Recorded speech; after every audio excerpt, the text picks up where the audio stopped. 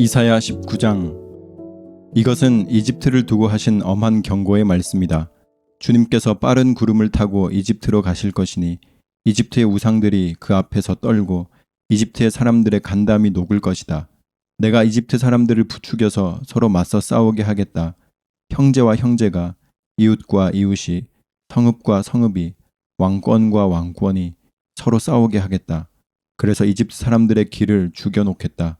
내가 그들의 계획을 무산시켜버리면 그들은 우상과 마술사와 신접한 자와 무당을 찾아가 물을 것이다. 내가 이집트를 잔인한 군주의 손에 넘길 것이니 폭군이 그들을 다스릴 것이다. 주님 곧 만군의 주님께서 하신 말씀이다. 나일강이 마를 것이다. 강바닥이 바싹 마를 것이다. 강에서는 악취가 나며 이집트 시냇물의 물 깊이가 얕아져 마르겠고 파피루스와 갈대도 시들어 버릴 것이다.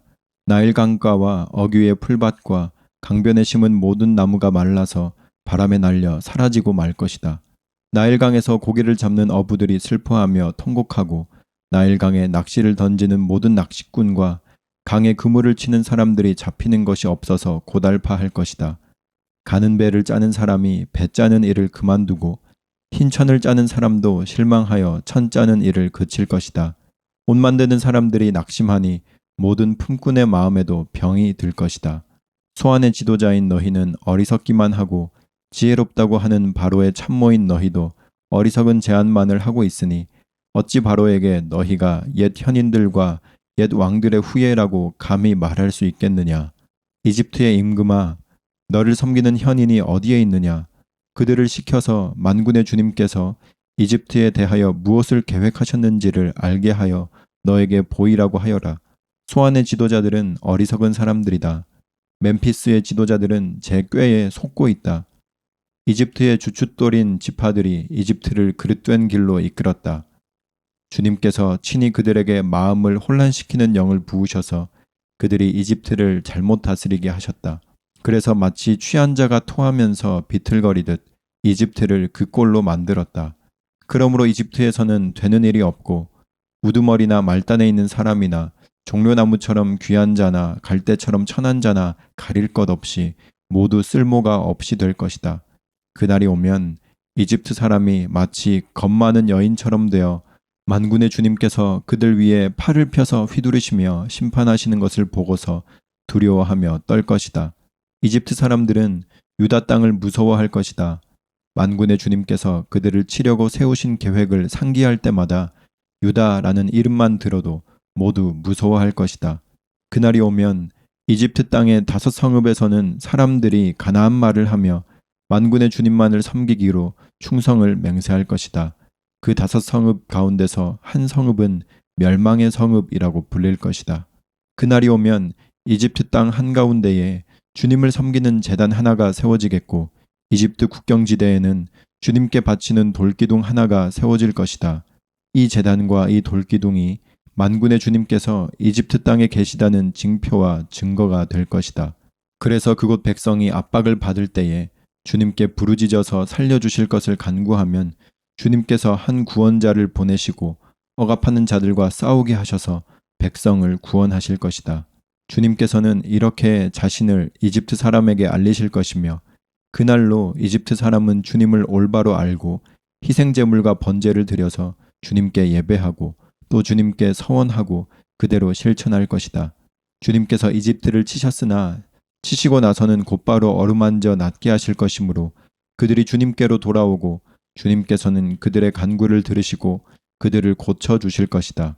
그날이 오면 이집트에서 아시리아로 통하는 큰 길이 생겨 아시리아 사람은 이집트로 가고 이집트 사람은 아시리아로 갈 것이며 이집트 사람이 아시리아 사람과 함께 주님을 경배할 것이다. 그날이 오면 이스라엘과 이집트와 아시리아 이 세 나라가 이 세상 모든 나라에 복을 주게 될 것이다. 만군의 주님께서 이 세 나라에 복을 주며 이르시기를 나의 백성 이집트야, 나의 손으로 지은 아시리아야, 나의 소유 이스라엘아, 복을 받아라 하실 것이다. 이사야 20장. 아시리아 왕 사르곤이 보낸 다르단 장군이 아스돗으로 와서 아스돗을 점령하였다. 그 해에 주님께서 아모스의 아들 이사야를 시켜서 말씀하셨다. 주님께서 이사야에게 말씀하시기를 허리에 두른 베옷을 벗고 발에서 신을 벗으라고 하셨다. 그래서 이사야는 말씀대로 옷을 벗고 맨발로 다녔다. 그때 주님께서 말씀하셨다. 나의 종 이사야가 3년 동안 벗은 몸과 맨발로 다니면서 이집트와 에티오피아에게 표징과 징조가 된 것처럼 아시리아 왕이 이집트에서 잡은 포로와 에티오피아에서 잡은 포로를 젊은이나 늙은이 할 것 없이 모두 벗은 몸과 맨발로 끌고 갈 것이니 이집트 사람이 수치스럽게도 그들의 엉덩이까지 드러낸 채로 끌려갈 것이다. 그리하여 에티오피아를 의지하던 자들과 이집트를 그들의 자랑으로 여기던 자들이 두려워하고 부끄러워할 것이다. 그날이 오면 이 해변에 사는 백성이 이렇게 말할 것이다. 우리가 의지하던 나라 아시리아 왕에게서 구해달라고, 우리를 살려달라고 도움을 청한 나라가 이렇게 되었으니 이제 우리가 어디로 피해야 한단 말이냐. 이사야 21장. 이것은 해변 광야를 두고 하신 엄한 경고의 말씀이다. 남쪽 광야에서 불어오는 회오리 바람처럼 침략자가 광야에서 쳐들어온다. 저 무서운 땅에서 몰아쳐온다. 나는 끔찍한 계시를 보았다. 배신하는 자가 배신하고 파괴하는 자가 파괴한다. 엘라마 공격하여라. 메대야 애워싸거라. 내가 바빌론의 횡포를 그치게 하고 억압받는 사람들의 탄식 소리를 그치게 하겠다. 그러자 나는 허리가 끊어지는 것처럼 아팠다. 아기를 낳는 산모의 고통이 이런 것일까? 온몸이 견딜 수 없이 아팠다. 그 말씀을 듣고 귀가 멀었으며 그 광경을 보고 눈이 멀었다. 나의 마음은 갈피를 잡지 못하고 공포에 질려 떨었다. 내가 그처럼 보고 싶어한 희망찬 새벽빛은 도리어 나를 무서워 떨게 하였다. 내가 보니 사람들이 잔치상을 차려놓고 방석을 깔고 앉아서 먹고 마신다. 갑자기 누가 명령한다. 너희 지휘관들아 일어나거라. 방패를 들어라. 주님께서 나에게 이렇게 말씀하셨다. 너는 가서 파수꾼을 세우고 그가 보는 대로 보고하라고 하여라. 기마병과 함께 오는 병거를 보거나 나귀나 낙타를 탄 사람이 나타나면 주의하여 살펴보라고 하여라. 파수꾼이 외친다. 지휘관님, 제가 온종일 망대 위에 서 있었습니다. 밤새 경계 구역을 계속 지키고 있었습니다. 그런데 갑자기 병거가 몰려오고 기마병이 무리를 지어온다. 누가 소리친다. 바빌론이 함락되었다. 바빌론이 함락되었다. 조각한 신상들이 모두 땅에 떨어져 박살났다. 아, 짓밟히던 나의 결애여.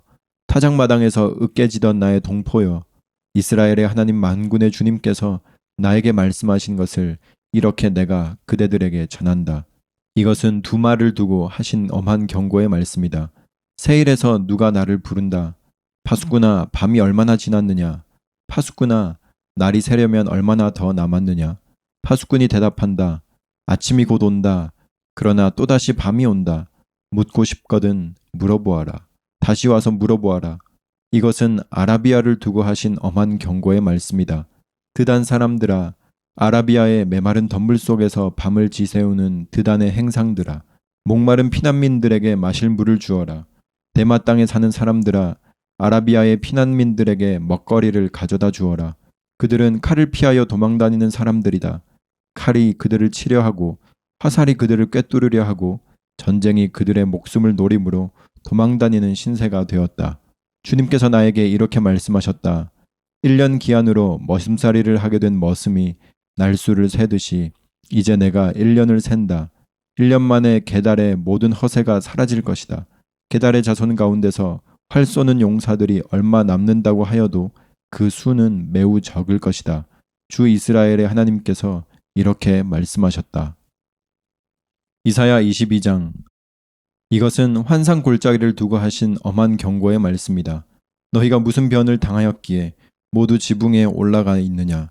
폭동으로 가득 찬 성읍, 시끄러움과 소동으로 가득 찬 도성아. 이번 전쟁에 죽은 사람들은 칼을 맞아 죽은 것도 아니고 싸우다가 죽은 것도 아니다.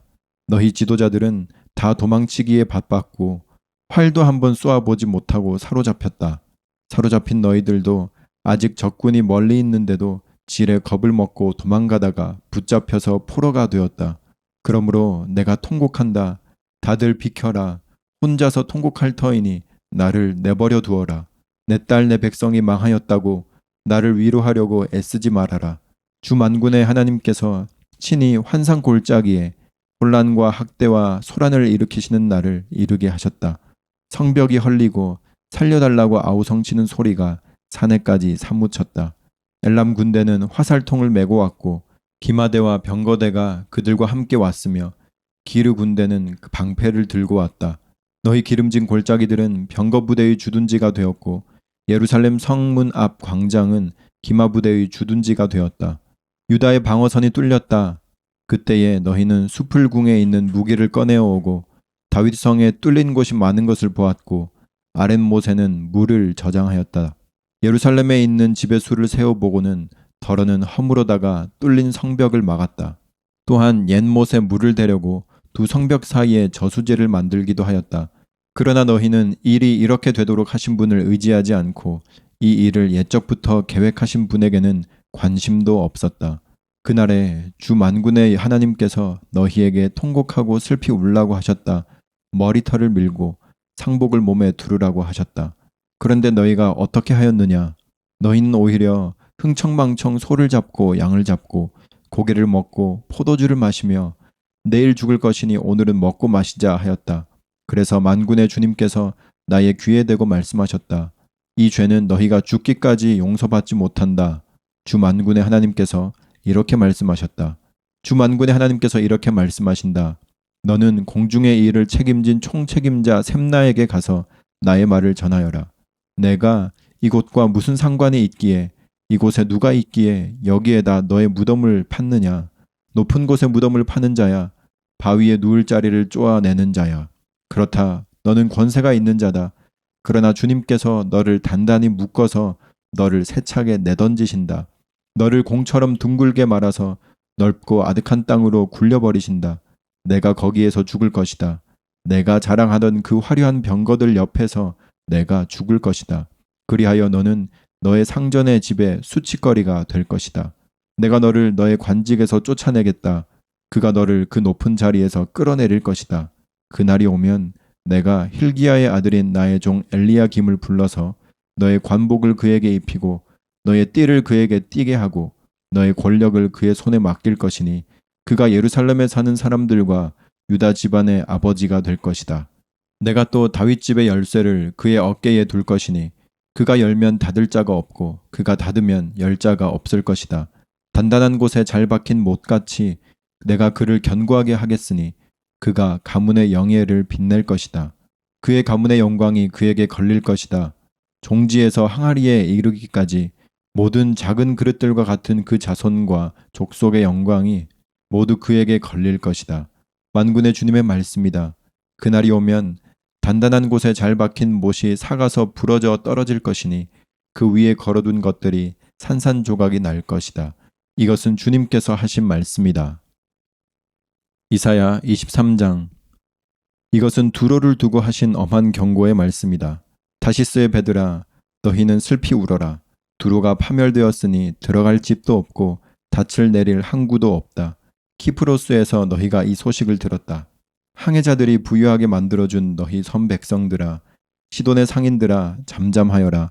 시올의 곡식, 곧 나일의 수확을 배로 실어 들였으니 두로는 곧 문나라의 시장이 되었다.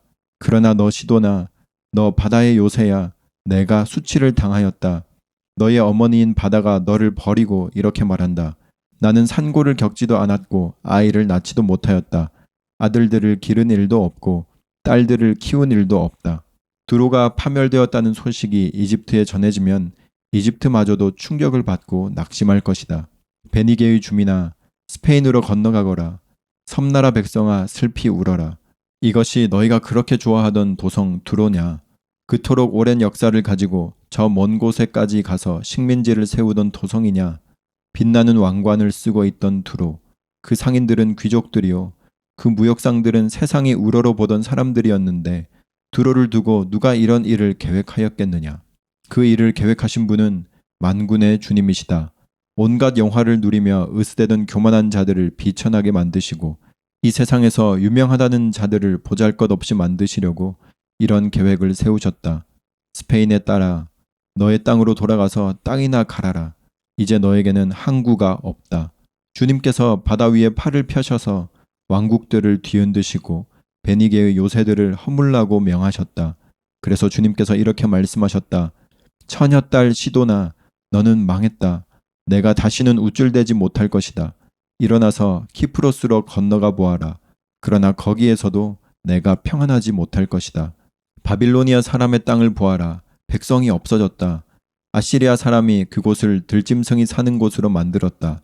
그들이 도성 바깥에 흙 언덕을 쌓고 성을 공격하여 궁전을 헐어 황폐하게 하였다. 다시스의 배들아, 너희는 슬피 울어라. 너희의 요새가 파괴되었다. 그날이 오면 한 왕의 수명과 같은 70년 동안 두로가 잊혀지겠으나 70년이 지난 뒤에는 두로가 창녀의 노래에 나오는 주인공처럼 될 것이다. 망각 속으로 사라졌던 너 가련한 창녀야. 수금을 들고 성읍을 두루 다니며 감미롭게 수금을 타고 노래나 실컷 불러라. 남자들마다 내 노랫소리를 듣고 다시 너를 기억하여 모여들게 하여라. 70년이 지나가면 주님께서 두로를 돌보아 주셔서 옛날처럼 다시 해상무역을 하게 하실 것이다. 그때의 두로는 다시 제 몸을 팔아서 땅 위에 있는 세상의 모든 나라의 돈을 끌어들일 것이다. 그러나 두로가 장사를 해서 벌어들인 소득은 주님의 몫이 될 것이다. 두로가 제 몫으로 간직하거나 쌓아두지 못할 것이다. 주님을 섬기며 사는 사람들이 두로가 벌어놓은 것으로 배불리 먹을 양식과 좋은 옷감을 살 것이다. 아멘.